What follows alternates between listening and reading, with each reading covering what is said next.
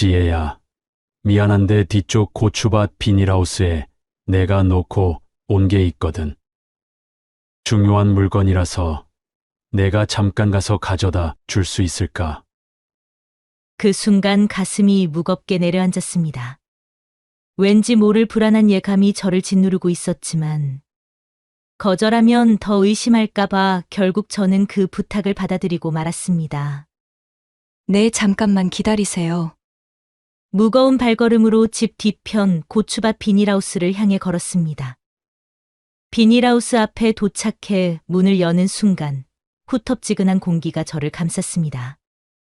빨리 물건을 찾아 돌아가고 싶다는 생각에 서둘러 주변을 둘러보고 있던 그때였습니다. 등 뒤에서 인기척이 들렸습니다. 익숙하지만 결코 듣고 싶지 않았던 그 소리였죠. 천천히 고개를 돌리는 순간 저는 그대로 얼어붙고 말았습니다. 오늘 준비한 사연은 한 남자에게 고추밭에서 2번의 험한 일을 당한 여자의 이야기입니다. 사연 시작하겠습니다. 제 이름은 서지혜입니다. 올해로 47이고 시골 마을에서 작은 식당을 운영하며 아들 민호와 둘이 살고 있습니다. 넉넉한 형편은 아니지만 큰 문제 없이 조용하고 평범하게 살아가고 있었지요. 그날도 여느 때와 마찬가지였습니다. 오전 장사를 끝내고 한숨 돌리려는데 밖에서 동네 아주머니들의 수군거림이 들려왔습니다. 어머, 그 소식 들었어요? 강태준이 사고를 당해서 하반신이 마비됐대요. 순간 숨이 턱 막혔습니다. 강태준. 잊었다고 생각했던, 아니, 잊은 척하며 살아왔던 이름이었으니까요. 가슴 깊이 묻어뒀던 제 인생에서 가장 지우고 싶었던 기억이 갑자기 선명히 되살아났습니다. 저도 모르게 떨리는 손으로 서둘러 가게 문을 닫았습니다. 텅 빈 가게 안에서 저는 그대로 주저앉아 눈물을 흘릴 수밖에 없었습니다. 20살 무렵 제게는 작은 꿈이 있었습니다. 바로 이 답답한 시골 마을을 떠나 더 넓은 세상으로 나가는 것이었죠. 시골 마을 특유의 좁고 답답한 분위기, 남의 일에 과하게 관심 갖는 사람들의 시선이 버겁기만 했습니다. 그날도 저는 늦은 밤 혼자 마을 뒷길을 걸으며 미래를 상상하고 있었습니다. 그런데 뒤에서 낯선 발자국 소리가 들려왔죠. 불길한 느낌이 들어 서둘러 걸음을 재촉했지만 소리는 점점 가까워졌습니다. 지혜야, 잠깐만. 익숙하면서도 낯선 목소리였습니다. 마을에서 부유한 집안 아들로 유명했던 강태준이었습니다. 그와 저는 친하지도 않았고 개인적인 이야기를 나눈 적도 없는 사이였습니다. 불길한 예감에 심장이 빠르게 뛰기 시작했습니다. 무슨 일이세요?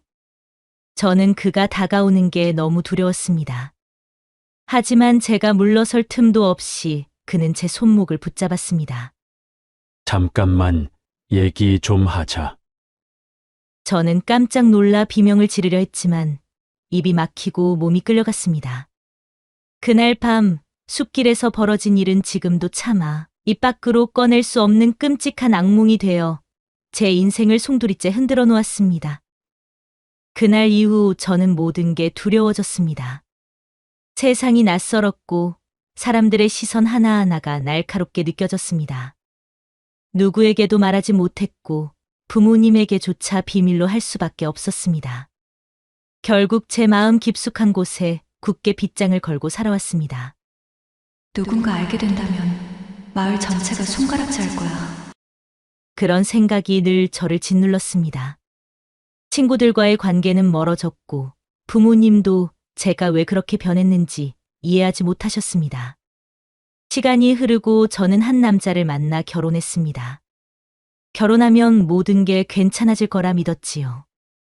하지만 그 기억은 제 결혼 생활까지 따라왔습니다. 남편이 저를 다정하게 안으려 해도 저는 몸이 굳고 숨이 막혔습니다. 결국 결혼 생활은 오래 가지 못했고 저는 아들 민우와 단둘이 남겨졌습니다. 민우를 키우며 식당을 운영하기 시작했습니다. 삶은 버거웠지만 민우가 있어 견딜 수 있었습니다. 그러나 홀로 있는 밤이면 불현듯 그 기억이 찾아왔고 저는 혼자 소리 없이 울곤 했습니다. 그렇게 시간은 흘렀고 민우는 제 키를 훌쩍 넘어설 만큼 자랐습니다. 민우에게만큼은 밝고 강한 엄마의 모습을 보여주고 싶었습니다. 가끔 민우가 조심스럽게 묻곤 했죠. 엄마는 왜 아빠랑 헤어진 거야? 그럴 때면 저는 애써 웃으며 둘러댔습니다. 그냥 서로 성격이 안 맞았어. 엄마가 많이 까탈스러웠나 봐.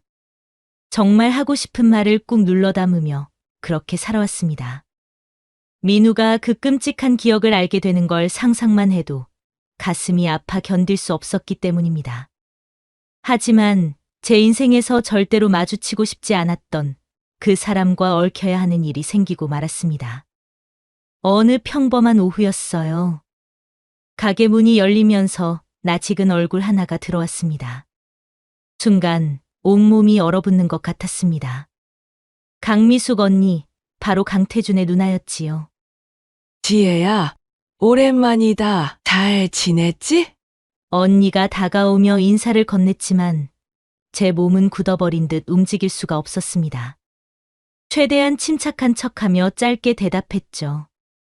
네, 언니도 잘 지내셨어요?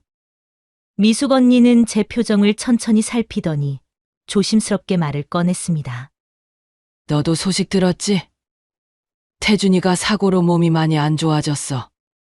하반신 마비라 집에서 꼼짝을 못하고 있대. 마치 예상이라도 한 듯 제 심장이 빠르게 뛰기 시작했습니다. 그래서 말인데 말이야. 내가 가끔씩만 와서 태준이 간병 좀 도와주면 어떨까 싶었어. 순간 온몸에 피가 차갑게 식는 듯 했습니다. 상상만으로도 소름 끼치고 끔찍한 일이었습니다. 저는 즉시 고개를 저으며 조심스럽게 거절했습니다. 죄송해요, 언니.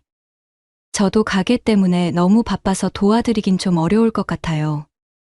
하지만 미숙 언니의 표정이 차갑게 굳어졌습니다. 잠시 정적이 흐른 뒤 그녀가 작게 한숨을 내쉬며 다시 입을 열었습니다. 지혜야, 사실 나도 이런 부탁하는 거 쉽지 않아. 근데 민우가 우리 태준이한테 돈 빌린 거 알고 있지? 그 순간 제 가슴이 철렁 내려앉았습니다. 민우가 돈을 빌렸다고요? 그것도 그 사람한테요? 언니, 그게 무슨 말씀이세요? 제 목소리는 미세하게 떨리고 있었습니다. 미숙 언니는 마치 모든 상황을 알고 있었다는 듯 저를 똑바로 바라보며 말을 이어갔습니다. 민우가 사업한다고 태준이한테 꽤 큰 돈을 빌렸어. 근데 우리 집 사정도 예전 같지 않아서 말이야. 솔직히 서로 도와야 하는 상황이 된 거지. 순간 저는 다리에 힘이 빠져 그대로 주저앉고 싶은 심정이었습니다. 전혀 몰랐어요. 제 대답에 미숙 언니는 애써 다정한 척 제 어깨를 가볍게 두드리며 말했습니다. 지혜야, 상황이 이러니 어쩔 수 없잖아. 인우 생각하면 내가 조금만 양보해주면 좋겠어. 태준이 너랑 어릴 때부터 잘 알고 지냈으니까 서로 편하지 않겠니? 편하다는 말에 숨이 턱 막혔습니다. 그녀의 말투는 마치 그때의 끔찍한 기억이 추억인 것처럼 들렸습니다. 저는 차마 어떤 대답도 할 수 없었고 그저 멍하니 고개만 숙였습니다. 민우에게 전화를 걸어 당장 상황을 확인하고 싶었지만 손이 너무 떨려 전화기조차 잡을 수 없었습니다. 그날 밤 민우가 집으로 돌아왔습니다. 현관에서부터 어딘지 모르게 민우의 발걸음이 무거워 보였어요. 조심스럽게 제 눈치를 살피며 다가오던 민우는 어렵게 입을 열었습니다. 엄마 정말 미안해. 이렇게까지 될 줄 나도 정말 몰랐어. 민우의 목소리는 힘없이 떨리고 있었어요. 고개를 들지도 못한 채 불안한 손짓만 반복했습니다. 평소와 다른 아들의 모습에 저는 차마 아무 말도 할 수 없었습니다. 그저 민우를 바라보고만 있었죠. 그러자 민우는 더는 버티지 못하고 결국 눈물을 뚝뚝 떨어뜨리며 흐느끼기 시작했습니다. 내가 사업한다고 일을 버렸는데 일이 이렇게 꼬일 줄 정말 몰랐어.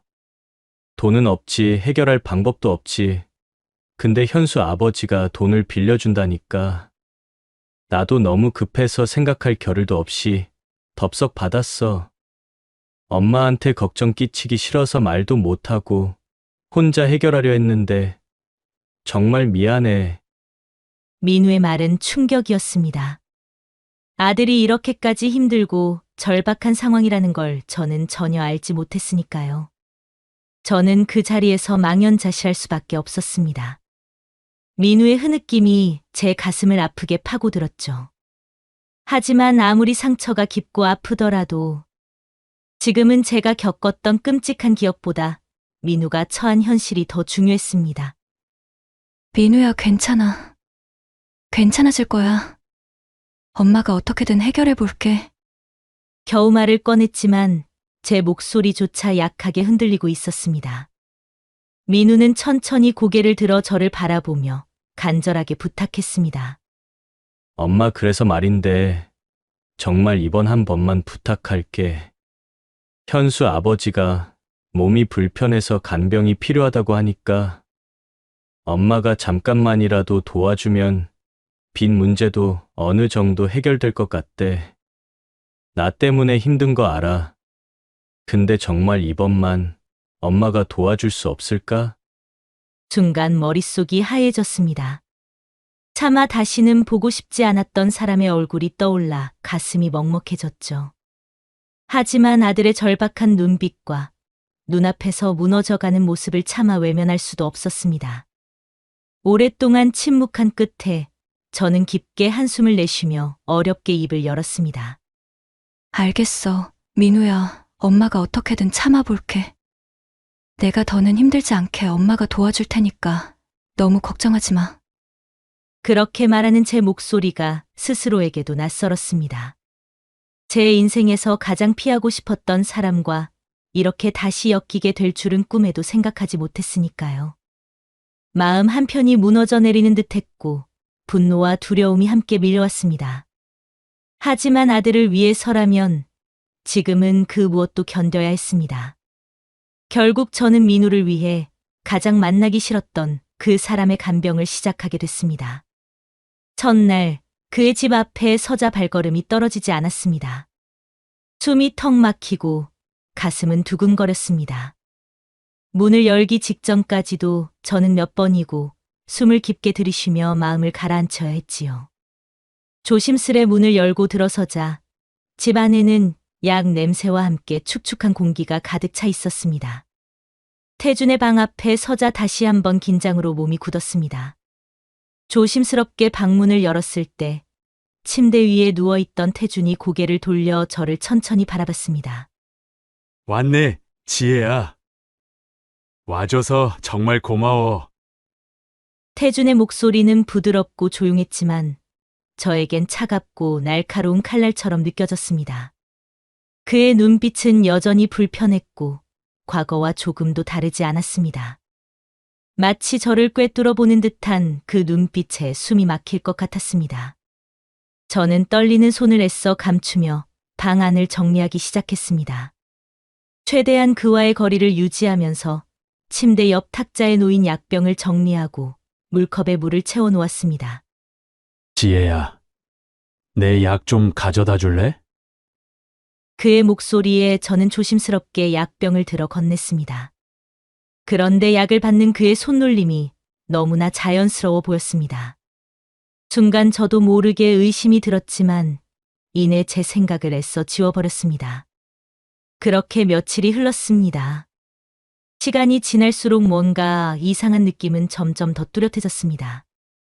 하반신 마비라던 태준이 가끔 무심코 다리를 움직이는 듯한 느낌이 들었고 손으로 무언가를 짚거나 몸을 움직일 때도 불편해 보이지 않았기 때문입니다. 그러던 어느 날이었습니다. 태준의 방을 청소하던 중 침대 밑으로 뭔가 떨어진 것을 발견했습니다. 별 생각 없이 몸을 숙여 그것을 집으려던 순간 저는 믿기 힘든 광경을 보았습니다. 분명히 하반신이 마비됐다고 했던 태준이 침대 위에서 자연스럽게 발을 움직이고 있었던 겁니다. 순간적으로 저는 그 자리에서 얼어붙어 버렸습니다. 가슴이 빠르게 뛰었고 온몸에서 소름이 돋았습니다. 제 머릿속은 혼란스러움으로 가득 차 아무 생각도 나지 않았죠. 그때 태준의 낮은 목소리가 들렸습니다. 지혜야, 거기서 뭐 하는 거야? 깜짝 놀라 몸을 급히 일으켰습니다. 그가 저를 바라보는 눈빛은 평소와 다름없이 차분했습니다. 저는 떨리는 목소리를 숨기려고 최대한 노력하며 대답했습니다. 아니에요. 뭐가 떨어져서요. 태주는 그런 저를 잠시 뚫어지게 바라보더니 천천히 의미를 알 수 없는 미소를 지었습니다. 그래, 힘들지 않게 천천히 해. 그 미소를 보는 순간 등골이 오싹해졌습니다. 태주는 마치 제가 무언가를 알아챘다는 사실을 눈치챈 것 같았습니다. 저는 점점 더 두려워졌습니다. 이 상황을 어떻게 해야 할지 혼란과 공포가 저를 짓누르고 있었습니다. 방 안에는 무거운 침묵만이 감돌았습니다. 숨을 쉬는 것조차 힘들 만큼 답답한 공기가 저를 짓누르고 있었죠. 그때 태준이 갑자기 저를 보며 말을 걸었습니다. 누나는 나갔어? 순간 긴장으로 목소리가 흔들렸지만 최대한 차분한 척하며 대답했습니다. 네. 급한 볼일 있다고 잠깐 나가셨어요. 태주는 제 말을 듣더니 천천히 입꼬리를 올렸습니다. 그리고 다시 말했습니다. 지혜야, 미안한데 뒤쪽 고추밭 비닐하우스에 내가 놓고 온 게 있거든. 중요한 물건이라서 내가 잠깐 가서 가져다 줄 수 있을까? 그 순간 가슴이 무겁게 내려앉았습니다. 왠지 모를 불안한 예감이 저를 짓누르고 있었지만 거절하면 더 의심할까봐 결국 저는 그 부탁을 받아들이고 말았습니다. 네, 잠깐만 기다리세요. 비닐하우스 앞에 도착해 문을 여는 순간 후텁지근한 공기가 저를 감쌌습니다. 빨리 물건을 찾아 돌아가고 싶다는 생각에 서둘러 주변을 둘러보고 있던 그때였습니다. 등 뒤에서 인기척이 들렸습니다. 익숙하지만 결코 듣고 싶지 않았던 그 소리였죠. 천천히 고개를 돌리는 순간 저는 그대로 얼어붙고 말았습니다. 휠체어 없이는 움직일 수 없다던 태준이 아무렇지도 않게 제 앞에 서 있었습니다. 그는 제 얼굴을 빤히 쳐다보며 묘한 미소를 짓고 있었죠. 그 순간 저는 모든 걸 깨닫고 말았습니다. 지금 이 상황이 20년 전 그날 밤과 너무도 똑같다는 걸요. 온몸에 소름이 돋고 두려움이 밀려왔습니다. 저는 본능적으로 그곳에서 벗어나려고 했지만 결국 그 좁고 외딴 비닐하우스에서 또다시 끔찍한 일을 겪고 말았습니다. 얼마나 시간이 지났을까요? 정신을 차리고 보니 저는 비닐하우스 바닥에 멍하니 주저앉아 있었습니다. 온몸에 힘이 빠져 아무런 생각도 할 수 없었죠. 다시는 떠올리고 싶지 않았던 기억이 또다시 제 인생을 송두리째 무너뜨린 겁니다. 그날 이후 하루하루를 버텨내는 것조차 힘들어졌습니다. 숨 쉬는 것마저도 버거울 만큼 마음이 무거웠습니다. 밤마다 밀려오는 불안감과 공포에 시달렸고 잠조차 제대로 이룰 수 없었습니다. 민우는 그런 저를 보며 걱정스러운 눈빛으로 자주 묻곤 했습니다. 엄마, 어디 아픈 거야? 왜 요즘 계속 방에만 있어? 민우의 질문을 받을 때마다 마음이 찢어질 듯 아팠습니다. 하지만 그런 끔찍한 일을 어떻게 아들에게 말할 수 있었을까요? 결국 저는 견디다 못해 병원을 찾았습니다. 의사는 저에게 우울증과 공황장애 진단을 내렸습니다. 진단을 듣는 순간 마치 깊고 끝없는 어둠 속으로 떨어지는 듯한 기분이 들었습니다. 텅 빈 집으로 돌아와 방에 앉아 있다가 문득 거울에 비친 제 모습을 바라보았습니다. 초췌한 얼굴, 퀭한 눈빛, 마치 낯선 사람을 바라보는 듯했죠. 이대로는 안 돼. 더 이상 이렇게 살아갈 수 없어. 가슴 속 깊은 곳에서 분노와 억울함이 서서히 치밀어 오르기 시작했습니다. 하지만 진실을 밝히려는 마음 한편에는 두려움이 있었습니다. 제가 모든 것을 털어놓는다면 마을 사람들은 저를 어떻게 바라볼까요? 민우는요? 사람들이 저를 믿어줄까요? 휴대폰을 집어들고 경찰서 번호를 몇 번이나 눌렀다. 지우기를 반복했습니다. 손이 떨리고 가슴이 답답해서 끝내 용기를 내지 못하고 내려놓곤 했죠. 하지만 이대로 침묵하고 있다가는 제 인생이 완전히 무너질 것만 같았습니다. 더 이상은 도망칠 수 없다는 걸 깨닫고 저는 다시 마음을 다잡았습니다. 그래, 용기를 내야 해. 나를 위해서, 그리고 민우를 위해서라도. 깊게 숨을 들이마신 뒤 떨리는 손으로 다시 한번 경찰서 번호를 눌렀습니다. 긴장 속에서 연결음이 들렸고 심장은 터질 듯이 뛰기 시작했습니다. 지금이라도 끊고 싶었지만 이번엔 그러지 않았습니다. 곧 전화기 너머에서 경찰의 차분한 목소리가 들려왔습니다. 네, 경찰서입니다. 무엇을 도와드릴까요? 순간 심호흡을 하고 천천히 용기를 내어 입을 열었습니다. 신고할 것이 있습니다. 그 짧은 한마디를 꺼내는 순간 저는 오랫동안 가슴 속에 숨겨왔던 고통에서 마침내 벗어나기 위한 첫 발을 내딛었다는 생각에 두려움과 함께 작지만 확실한 안도감이 찾아오는 것을 느꼈습니다. 그렇게 어렵게 용기를 내 신고를 마쳤지만 현실은 제가 기대한 것과 전혀 달랐습니다. 며칠 후 마을에는 상상도 못했던 이상한 소문들이 돌기 시작했어요. 처음에는 그저 손님들이 저를 보는 눈빛이 조금 이상하다고 느꼈을 뿐이었습니다. 하지만 시간이 지나자 사람들의 눈빛은 점점 차갑고 때로는 노골적인 비난이 담긴 시선으로 바뀌었죠. 마치 제가 죄인이라도 되는 것처럼 말입니다. 하루는 가게 안에서 식사를 하던 동네 아주머니들의 수군거림이 들렸습니다. 저 여자, 태준 씨를 유혹했다며? 몸도 불편한 사람한테 대체 어떻게 그런 짓을? 그러게, 원래 저렇게 조용하고 얌전한 사람이 더 무섭다잖아. 가슴이 철렁 내려앉았습니다. 소문은 순식간에 마을 전체로 퍼졌고 저는 하루아침에 사람들에게 외면당하기 시작했습니다. 길을 걸을 때도 마주치는 사람들은 차갑게 눈을 피했고 식당에 찾아오던 손님들도 하나둘 줄어들기 시작했죠. 소문의 근원이 태준의 가족이라는 걸 알았을 때 억울함과 분노가 치밀었지만 어떻게 해야 할지 몰랐습니다. 제가 어떤 말을 하더라도 아무도 믿어주지 않을 거라는 생각에 더욱 좌절감만 커졌습니다. 그 무엇보다 견디기 힘들었던 건 아들 민우의 태도였습니다. 어느 날 밤, 민우가 제 방문을 열고 조용히 들어와 말했습니다. 엄마, 그냥 이번 일 덮으면 안 될까? 나도 엄마가 힘들다는 거 알지만 이대로 계속 가면 우리 모두 너무 힘들어져. 민우의 말에 저는 순간 머릿속이 하얘졌습니다. 제 마지막 희망이자 가장 믿었던 아들마저 이렇게 등을 돌리는 것 같아 가슴이 찢어지는 듯 아팠죠. 민우야, 내가 그렇게 말하면 엄마는 누구한테 기대야 하는 거니? 민우는 제 눈을 피하며 아주 힘없이 작은 목소리로 대답했습니다.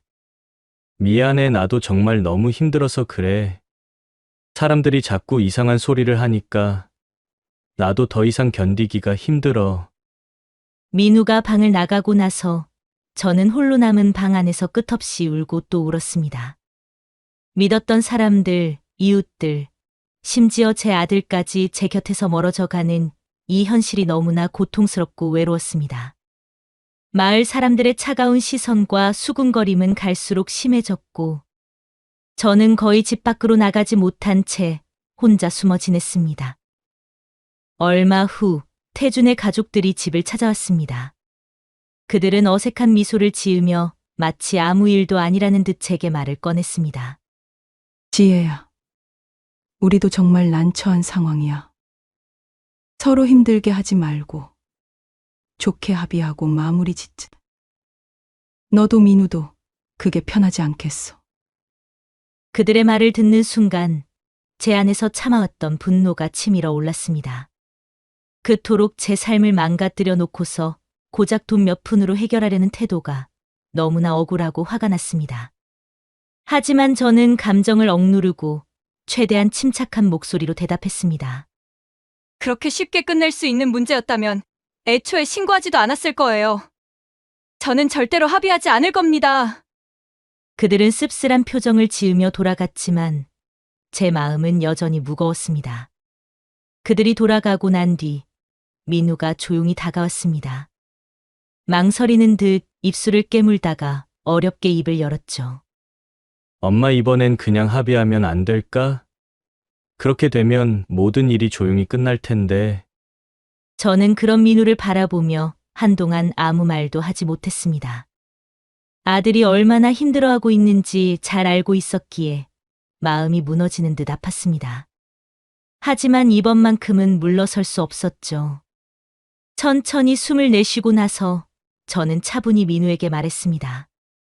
민우야, 엄마는 더 이상 숨거나 도망치고 싶지 않아. 이제 내가 엄마를 좀 믿어주면 좋겠어. 우리가 아무 말 없이 이대로 있으면 사람들은 그 소문이 진짜라고 믿어버릴 거야. 그러면 우리 둘 다 평생 잘못된 소문 속에서 살아가야 할지도 몰라. 엄마는 그런 상황을 견딜 자신이 없어.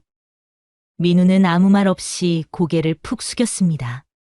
그의 두 눈엔 어느새 눈물이 고여 있었습니다. 그리고 마침내 법정에 서야 하는 날이 찾아왔습니다.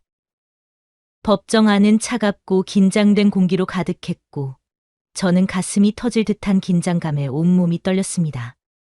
멀리 태준과 그의 가족들이 변호사와 함께 앉아 있는 모습이 눈에 들어왔지만 저는 차마 그들을 제대로 바라볼 수 없었습니다. 잠시 뒤 검사가 자리에서 일어나 판사님께 조용히 증거를 제출했습니다. 그러자 법정 안의 화면에 영상이 재생되기 시작했습니다. 저는 숨을 참고 화면을 바라봤습니다. 영상 속에서 태주는 침대 위에서 아무렇지 않게 일어나 방을 자유롭게 돌아다니고 있었습니다. 하반신이 마비돼서 움직일 수 없다던 그가 마치 아무 일 없다는 듯 혼자서 자연스럽게 걸어다니며 물건을 옮기는 모습이 생생하게 담겨 있었죠. 영상이 끝나자 검사는 차분하고 또렷한 목소리로 말했습니다. 판사님, 이 영상은 경찰 수사 중 확보한 CCTV 영상입니다. 피고인 강태준 씨는 하반신 마비라고 주장했지만 보시는 것처럼 이는 명백히 사실이 아닙니다. 순간 법정 안이 술렁거렸습니다. 판사는 당혹스러운 표정으로 태준을 바라보며 물었습니다. 강태준 씨, 이 영상이 사실입니까? 하반신 마비는 전부 거짓이었던 겁니까? 태준은 창백하게 굳은 얼굴로 아무 대답도 하지 못했습니다. 옆에 있던 변호사가 급히 변명을 하려 했지만 이미 모두가 그 영상을 통해 진실을 목격한 뒤였습니다. 바로 그때였습니다. 법정 뒷줄에서 한 남자가 어렵게 손을 들어 말을 청했습니다. 판사님, 제가 한 말씀 드려도 될까요? 판사가 허락하자 그 남자는 잠시 침묵하다가 용기를 내어 말을 이어갔습니다. 저는 강태준과 오랫동안 알고 지낸 사람입니다. 그런데 사실 태준이는 오래전부터 서지혜 씨에게 집착을 하고 있었습니다. 지혜 씨가 시골로 돌아오고 나서부터 어떻게든 그녀를 자기 곁에 두고 싶어 했죠. 민우에게 돈을 빌려주라고 권한 것도 전부 태준이의 계획이었습니다. 간병을 핑계로 지혜 씨를 자기 옆에 묶어두려 했던 겁니다. 그 남자의 말이 끝나자 법정 안은 순식간에 충격과 술렁임으로 가득 찼습니다. 여기저기서 낮은 탄식과 수군거림이 터져 나왔죠. 저는 그 자리에서 다리에 힘이 풀려 주저앉을 뻔했습니다. 지금까지 제가 겪어왔던 그 끔찍한 고통이 우연이나 불운이 아니라 처음부터 끝까지 철저히 계획된 일이었다는 사실을 깨닫는 순간 머릿속이 하얗게 변해버렸죠. 제 인생을 무너뜨린 이 모든 일이 그 사람의 뒤틀린 계획에서 비롯된 것이었다니. 분노와 충격이 온몸을 휩쓸었고 저는 아무 말도 할 수 없었습니다. 그저 억울함과 배신감에 온몸이 떨릴 뿐이었습니다. 법정에서 모든 진실이 밝혀진 후 저는 완전히 지쳐버렸습니다. 몸도 마음도 모두 힘이 빠져서 집으로 돌아와 침대에 누워 멍하니 천장만 바라보고 있었죠. 한동안 그렇게 텅 빈 마음으로 누워 있을 때 조심스러운 발걸음 소리가 들렸습니다. 민우였습니다. 민우는 제 방문을 살며시 열고 들어와 말없이 저를 바라보았습니다. 그의 눈은 붉게 충혈되어 있었고 얼굴은 초췌했습니다. 잠시 어색한 침묵이 흐른 뒤 민우가 어렵게 입술을 깨물며 말을 꺼냈습니다. 엄마, 내가 정말 잘못했어. 민우의 목소리는 떨리고 있었습니다. 그 말 한마디에 제 마음은 크게 흔들렸지만 저는 차마 아무 말도 하지 못한 채 그저 민우의 얼굴을 바라보기만 했습니다. 민우는 힘겹게 말을 이어갔습니다. 난 정말 몰랐어. 태준 아저씨가 그렇게 나쁜 사람인지 정말 몰랐어. 내가 너무 어리석었어. 엄마가 그렇게 힘들어했는데 난 엄마 말을 믿지 않고 자꾸만 합의하자고만 했잖아. 정말 미안해, 엄마. 민우는 결국 고개를 푹 숙이고 흐느끼기 시작했습니다. 아들의 눈물을 보니 그동안 마음속에 쌓아둔 서운함과 상처가 조금씩 녹아내리는 것 같았습니다. 저는 더 이상 마음을 굳게 닫아둘 수 없었어요. 천천히 손을 뻗어 민우의 손을 잡으며 말했습니다. 민우야, 괜찮아. 너도 몰랐던 거잖아. 이제라도 엄마를 믿어줘서 정말 고마워. 제 말을 듣고 민우는 조심스럽게 다가와 저를 따뜻하게 안아줬습니다. 그 온기에 마음이 녹아내리면서 저도 모르게 눈물이 흘러내렸습니다. 오랜만에 느껴보는 아들의 품은 너무나 따뜻했습니다. 그날 이후 민우는 달라졌습니다.